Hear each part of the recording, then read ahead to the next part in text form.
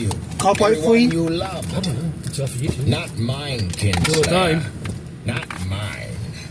It's my mom. Remember, and know the price of opposing Shaitan. That's it. Sudden sweat made tracks down Luz Theron's face through the dust and dirt. Sue. He remembered, a cloudy memory like a dream of a dream, but he knew it true. And more? His What's howl so beat at close? the walls. The That's howl of a not man mine. who had discovered his soul damned by his own hand. And he clawed at his face as if to tear away the sight of what he had done. Everywhere he looked, his eyes found the dead. Torn they were, or broken, or burned, or half consumed by stone. Everywhere lay lifeless faces he knew. Faces he Mama. loved. Old servants and friends of his childhood. Faithful companions through the long years of battle. And his children. His own sons and daughters, sprawled like broken dolls. Play stilled forever. All slain by his hand. More? His children's faces accused him. Blank eyes asking why. And his tears were no answer. The betrayer's laughter flogged him, drowned out his howls. He could not bear the faces, This is the pain. real time. He could not bear to remain any longer. Desperately, he reached out to the true source. The Tainted TV show I was sardine. watching, well, they canceled And it, he but traveled. it's not. It was just sort of like The land book. around him was flat and empty. Why is he awake? A river flowed nearby, straight and broad. But he could sense there were no people within 100 leagues. He was alone as a man could be while still alive. Yet he could not escape memory. The eyes pursued him through the endless caverns of his mind. He could not hide from them. His children's eyes, Ilyena's eyes. Tears glistened on his cheeks as he turned his face to the sky. Light, forgive me. He did not believe it could come. Forgiveness. Not for what he had done. But he shouted to the sky anyway, begged for what he could not believe he could receive. Light, forgive me. He was still touching Sardine, the male half of the power that drove the universe, that turned the wheel of time, and he could feel the oily taint fouling its surface, the taint of the shadow's counterstroke, the taint that doomed the world. Because of him. Because in his pride he had believed that men could match the Creator, could mend what the Creator had made and they had broken. In his pride, he had believed. He drew on the true source deeply, and still more deeply, like a man dying of thirst. Quickly he had drawn more of the one power than he could channel unaided. His skin felt as if it were aflame. Straining, he forced himself to draw more, tried to draw it all. Light, forgive me, Ilyena! No strain. The air turned to fire, the fire to light liquefied. The bolt that struck from the heavens would have seared and blinded any eye that glimpsed it, even for an instant. From the heavens it came, blazed through Luz Theron Telamon, poured into the bowels of the earth. Stone turned to vapor at its touch. The earth thrashed and quivered like a living thing in agony. Only a heartbeat did the shining bar exist, connecting ground and sky. But even after it vanished, the earth yet heaved like the sea in a storm. Molten rock fountained 500 feet into the air, and the groaning ground rose, thrusting the burning spray ever upward, ever higher. From north and south, from east and west, the wind howled in, snapping trees like twigs, shrieking and blowing as if to aid the growing mountain ever skyward, ever skyward. At last the wind died, the earth stilled to trembling mutters. Of Luz Theron Telamon, no sign remained. Where he had stood, a mountain now rose miles into the sky, molten lava still gushing from its broken peak. The broad, straight river had pushed into a curve away from the mountain, and there it split to form a long island in its midst. The shadow of the mountain almost reached the island. It lay dark across the land like the ominous hand of prophecy. For a time, the dull, protesting rumbles of the earth were the only sound. On the island, the air shimmered and coalesced. The black-clad man stood staring at the fiery mountain rising out of the plain, his face twisted in rage and contempt.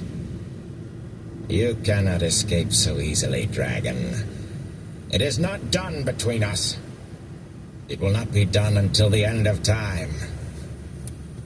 Then he was gone, and the mountain and the island stood alone, waiting.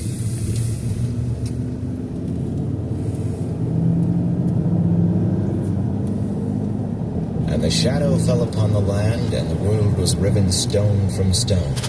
The oceans fled, and the mountains were swallowed up, and the nations were scattered to the 8 corners of the world.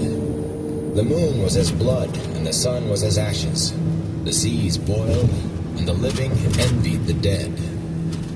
All was shattered, and all but memory lost, and one memory above all others, of him who brought the shadow and the breaking of the world. And him they named Dragon. From Aleph Nin Terin Alta Camora, the breaking of the world. Author unknown, the 4th age. And it came to pass in those days, as it had come before and would come again, that the dark lay heavy on the land and weighed down the hearts of men, and the green things failed, and hope died. And men cried out to the Creator, saying, O light of the heavens, light of the world, let the promised one be born of the mountain, according to the prophecies, as he was in ages past, and will be in ages to come. Let the prince of the morning sing to the land, that green things will grow, and the valleys give forth lambs. Let the arm of the Lord of the dawn shelter us from the dark, and the great sword of justice defend us. Let the dragon ride again on the winds of time. From Charal Drianan te Kalamon, the cycle of the dragon. Author unknown, the 4th age.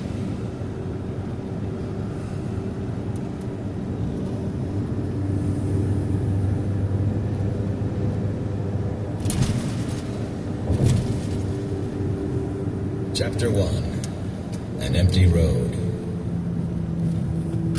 The wheel of time turns, and ages come and pass, leaving memories that become legend. Legend fades to myth, and even myth is long forgotten when the age that gave it birth comes again.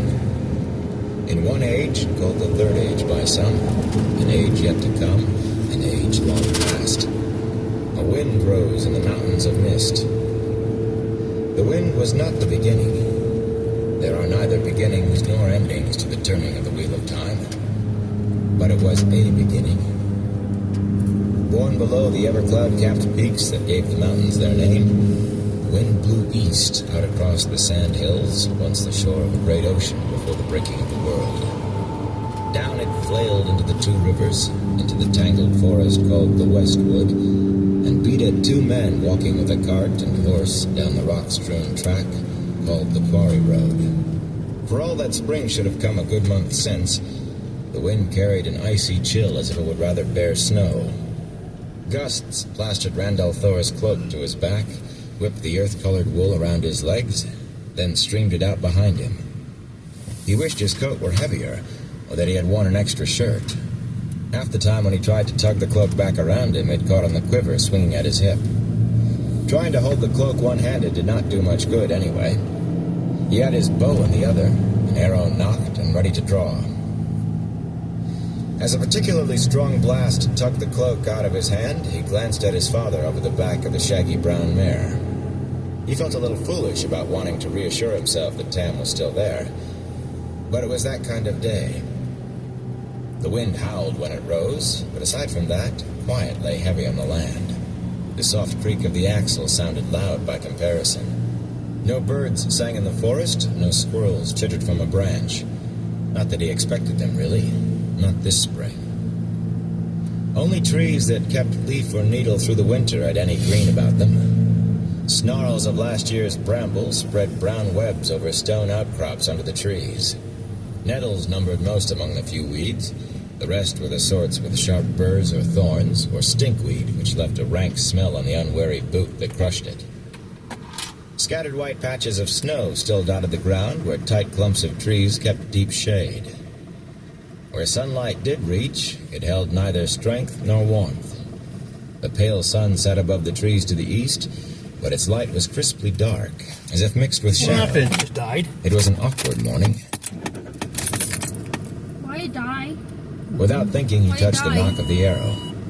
It was ready to draw to his cheek in one smooth movement, the way Tam had taught him. Winter had been bad enough on the farms, worse than even the oldest folk remembered, but it must have been harsher still in the mountains if the number of wolves driven down into the two rivers was any guide. Wolves raided the sheep pens and chewed their way into barns to get the cattle and horses. Bears had been after the sheep too, where a bear had not been seen in years. It was no longer safe to be out after dark. Men were the prey as often as sheep, and the sun did not always have to be down. Tam was taking steady strides on the other side of Bella, using his spear as a walking staff, ignoring the wind that made his brown cloak flap like a banner. Now and again he touched the mare's flank lightly to remind her to keep moving. With his thick chest and broad face, he was a pillar of reality in that morning, like a stone in the middle of a drifting dream.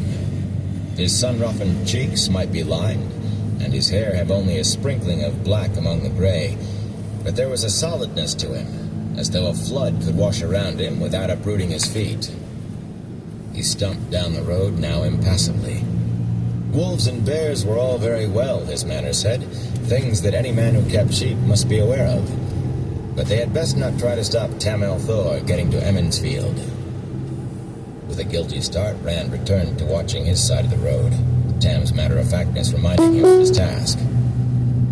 He was a head taller than his father, taller than anyone else in the district, and had little of Tam in him physically, except perhaps for a breadth of shoulder. Gray eyes and the reddish tinge to his hair came from his mother, so Tam said. She had been an outlander, Saw. and Rand remembered little of her aside from a smiling face, though he did put flowers on her grave every year, at Beltane in the spring, and at Sunday in the summer. 2 small casks of Tam's apple brandy rested in the lurching cart, and 8 larger barrels of apple cider, only slightly hard after a winter's curing. Tam delivered the same every year to the Wine Spring Inn for use during Beltane, and he had declared that it would take more than wolves or a cold wind to stop him this spring. Even so, they had not been to the village for weeks. Not even Tam traveled much these days. But Tam had given his word about the brandy and cider, even if he had waited to make delivery until the day before festival. Keeping his word was important to Tam. Rand was just glad to get away from the farm, almost as glad as about the coming of Beltane. As Rand watched his side of the road, the feeling grew in him that he was being watched. For a while he tried to shrug it off. Nothing moved or made a sound among the trees, except the wind. But the feeling not only persisted, it grew stronger. The hairs on his arms stirred, his skin prickled as if it itched on the inside. He shifted his bow irritably to rub at his arms and told himself to stop letting fancies take him. There was nothing in the woods on his side of the road, and Tam would have spoken if there had been anything on the other.